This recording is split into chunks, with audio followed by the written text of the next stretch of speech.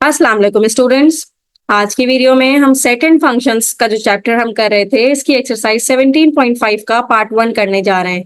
इससे previous video में हमने 17.4 कंप्लीट कर ली थी, उसके सारे क्वेश्चंस हमने सॉल्व कर लिए थे। अगर आपको किसी भी क्वेश्चन का सॉल्यूशन चाहिए तो प्लेलिस्ट में जाके मेरी प्रीवियस वीडियो जरूर देखिएगा। आज की वीडियो में हम 17.5 का क्वेश्चन नंबर 1 से अपना काम शुरू कर रहे हैं, जिसमें हमने एक्स और वाई की वैल्यूज फाइंड आउट करनी है। तो स्टूडेंट, ये हमारे पास ऑर्डर्ड पेयर गिवन है। इस तरह से ये दो ऑर्डर्ड पेयर है, बीच में इक्वल्स टू का साइन है। तो स्टूडेंट, दो ऑर्डर पेयर हो और बीच में इक्वल्स टू का साइन हो तो दो ऑर्डर पेयर इक्वल होते हैं अगर इनके कोरिस्पॉन्डिंग कंपोनेंट्स भी इक्वल हों। यानी कि सपोज दैट मेरे पास इस तरह से ए कॉमा बी, ये एक ऑर्डर्ड पेयर है और हमने इक्वल कर दिया सी कॉमा डी के। सपोज ये दो ऑर्डर्ड पेयर लिखे हुए, तो ये ऑर्डर्ड पेयर इक्वल तब होंगे जब ये ए सी के इक्वल होगा, यानी कि ए का जो एलिमेंट है वही सी के एलिमेंट होना चाहिए और जो बी का एलिमेंट है वही एलिमेंट डी का भी होना चाहिए। जब इनके कोरिस्पॉन्डिंग एलिमेंट्स इक्वल होंगे तो इसके बाद हम कह सकते हैं कि हमारे पास दोनों ऑर्डर्ड पेयर इक्वल हैं। तो इसी थ्योरम को यहाँ पे यूज करते हैं कि मेरे पास यहाँ पे लिखा हुआ है कि दो ऑर्डर्ड पेयर्स हैं और दोनों इक्वल हैं, मुझे एक्स और वाई की वैल्यू फाइंड आउट करनी है। तो स्टूडेंट, सबसे पहले हम क्या करते हैं, ये जो पहला ऑर्डर्ड पेयर का जो पहला नंबर है, ये जो ए जिसको हमने ए कॉमा बी कहा था, ये ए सपोज ये बी है, तो ये a शुड इक्वल्स टू, यानी कि x minus 5 should equals to 11। इसका पहला नंबर है 11, राइट। अब यहां से मुझे x की वैल्यू फाइंड आउट करनी है, तो 5 उस तरफ जाएगा तो ये प्लस में हो जाएगा, क्योंकि वो वहां पे माइनस था, तो x की वैल्यू आ जाएगी 11 plus 5 that is equals to 16। तो इस तरह से मेरे पास x की वैल्यू आ गई। हमने सिर्फ क्या किया, कोरिस्पॉन्डिंग एलिमेंट को इक्वल करना है। फिर इसी तरह से इसका जो सेकेंड एलिमेंट है ये है मेरे पास 10, और दूसरी तरफ क्या है सेकेंड एलिमेंट, ये है y माइनस 7। अब इसको हम इस तरह से भी लिख सकते हैं कि ये -7 जब इस तरफ आएगा तो +7 हो जाएगा, तो ये हो जाएगा 10 plus 7 is equals to y।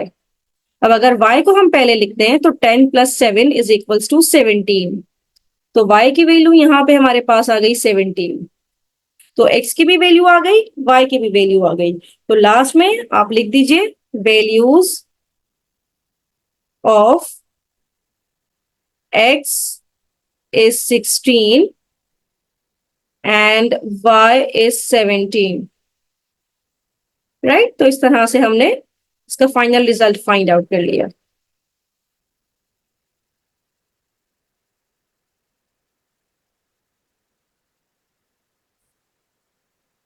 Student, question number 1 का ही हम पार्ट 2 करने जा रहे हैं, जिसमें हमारे पास दो ऑर्डर्ड पेयर गिवन है और बीच में इक्वल्स टू का साइन है। तो उसी तरह से यहाँ पे भी हम करेंगे कि इसका जो पहला नंबर है ये है 5x प्लस 8, इसको हम इक्वल कर देंगे दूसरे ऑर्डर्ड पेयर का जो इसका कोरिस्पॉन्डिंग नंबर है 3x प्लस 10 के। और कॉमा के बाद जो दूसरा नंबर है ये है 5y माइनस 4 इक्वल्स टू, यहाँ पे जो कॉमा के बाद दूसरा नंबर है ये है 2y प्लस 2। तो यहां से हम x और y को सॉल्व कर लेते हैं। अब ये 5x लिखा हुआ है, यहाँ पे 3x भी मौजूद है, 3x जब लेफ्ट पे आएगा तो माइनस का 3x हो जाएगा, और यहाँ पे 10 मौजूद है, ये प्लस 8 है, जब ये राइट पे आएगा तो माइनस हो जाएगा, क्योंकि इक्वल्स टू के जब दूसरे साइड पे जाएगा तो उसका साइन चेंज हो जाएगा। अब ये है 5x minus 3x, 5 minus 3 is 2x and 10 minus 8 is also 2।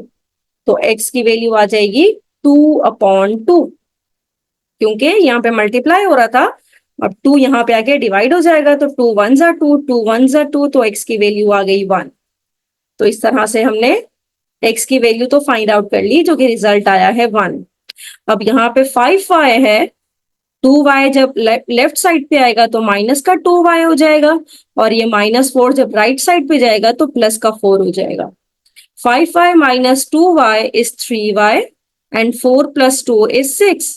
अब 3 यहाँ पे मल्टीप्लाई हो रहा है, जब दूसरी साइड पे आएगा तो डिवाइड हो जाएगा, 3 1 जा 3, 3 2 जा 6, तो y की वैल्यू आ गई हमारे पास 2।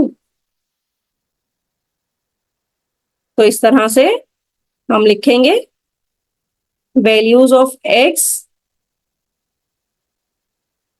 Values of x and y are 1 and 2 respectively.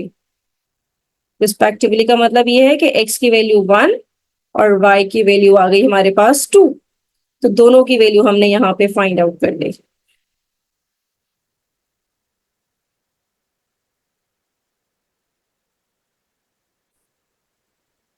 अब यहाँ पे क्वेश्चन नंबर 1 का ही हम थर्ड पार्ट करने जा रहे हैं और इसमें भी दो ऑर्डर पेयर हमें गिवन है और ये आपस में इक्वल है। तो उसी तरह से करेंगे कि ये जो पहला नंबर है कॉमा से पहले 2x माइनस 3y, इसको इक्वल करवा देंगे हम। इसका जो शुरू का नंबर है 3 इसके इक्वल करवा देंगे, राइट। और दूसरी इक्वेशन हमारे पास है, दूसरी यहां से हमारे पास बन जाएगी, ये है 5x plus Y is equals to 16। Student इसको हमने अलग अलग करके इसलिए लिखा है, इसको इक्वेशन 1 का नाम दे देंगे, इसको 2 का नाम दे देंगे। इसको अलग अलग करके इसलिए लिखा है क्योंकि इसमें एक ही इक्वेशन में x भी यूज हो रहा है, y भी यूज हो रहा है, जबकि इससे पहले दोनों जगह पे मतलब ये x ही था या फिर दोनों जगह पे y ही था, तो हम उसको इजीली सिंप्लीफाई करते थे। लेकिन अब इसको हमने साइमल्टेनियसली सॉल्व करना है और इस तरह से सॉल्व करना है कि x की वैल्यू किसी एक इक्वेशन से निकाल के दूसरी इक्वेशन में पुट करके हमने y की वैल्यू फाइंड आउट करनी है। तो यहां से हम y की वैल्यू निकाल सकते हैं, y is equals to 16 minus 5x। अब इक्वेशन 2 से हमने y की जो वैल्यू निकाली है इसको हम पुट कर देंगे इक्वेशन 1 में y की जगह पे। पुट इन इक्वेशन 1, तो इक्वेशन 1 हमारे पास क्या हो जाएगी, 2x तो एज इट इज आएगा, माइनस 3y, y की जगह पे 16 माइनस 5x और साथ में इज इक्वल्स टू 3। अब 3y के साथ मल्टीप्लाई हो रहा था तो y की वैल्यू के साथ भी मल्टीप्लाई होगा। 3 16 जा 48 माइनस माइनस प्लस 5 3 जा 15, x इज इक्वल्स टू 3।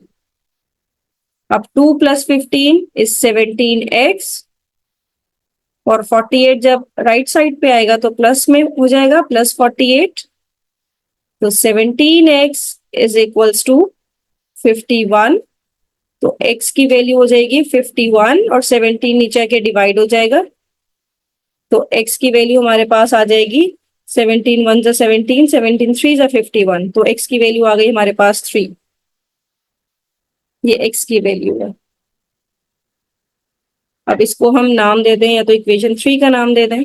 अब ये x की वैल्यू को हम उठाएंगे और इसको इक्वेशन 3 में पुट करेंगे ताकि हम y की वैल्यू भी निकाल सकें। पुट इन इक्वेशन 3, तो इक्वेशन 3 हमारे पास क्या हो जाएगी, y is equals to 16 minus 5, x की जगह पे 3 पुट कर देंगे, तो 16 माइनस 5 3 जा 15 and 16 minus 15 is equals to 1। तो यहाँ से y की वैल्यू आ गई हमारे पास जो कि है 1। तो इस तरह से हमने x की भी वैल्यू निकाल ली है और y की भी वैल्यू निकाल ली है। Values of x is 3 and value of y is 1,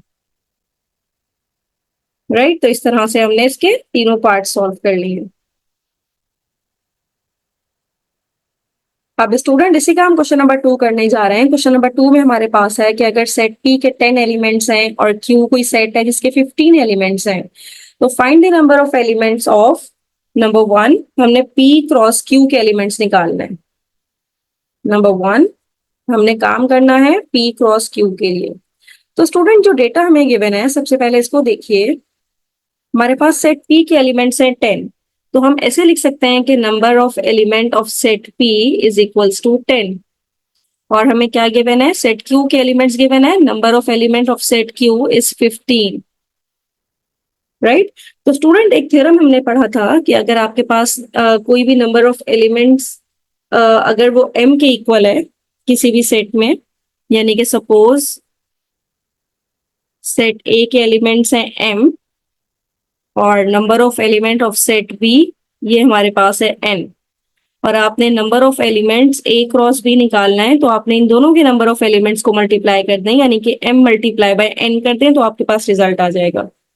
अब इसी तरह से मुझे number of elements of P cross Q निकालना है, तो मैं number of elements of P जो कि मेरे पास 10 थे इसको मल्टीप्लाई कर दूंगी number of element of Q जो कि मेरे पास 15 थे। तो number of elements of P cross Q मेरे पास आ जाएगा 10 into 15 is 150,